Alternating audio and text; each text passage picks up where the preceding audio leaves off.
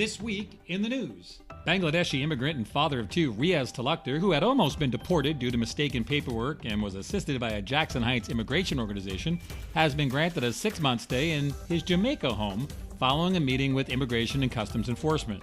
Talukder had come to the United States in the 1980s and filed for asylum after receiving death threats from a fundamentalist group in Bangladesh.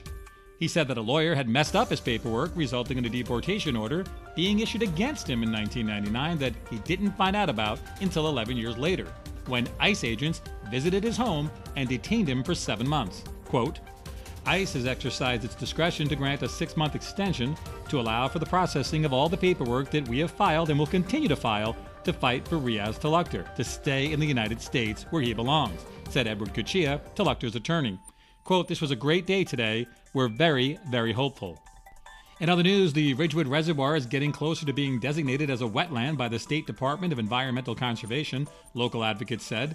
On December 7th, Community Board 5's Stephen Fiedler and resident Matt Molina, who has provided educational tours of the reservoir, will go to Albany to discuss the cause with the state legislator.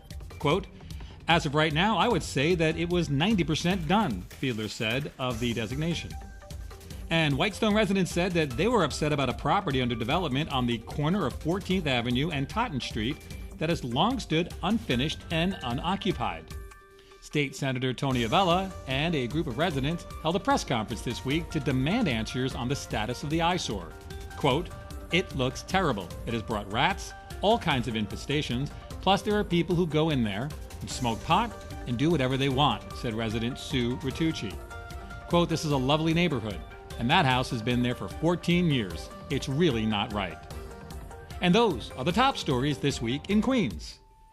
This week's Queens Tribune news video is sponsored by Crystal Window and Door Systems, located at 3110 Whitestone Expressway in Flushing.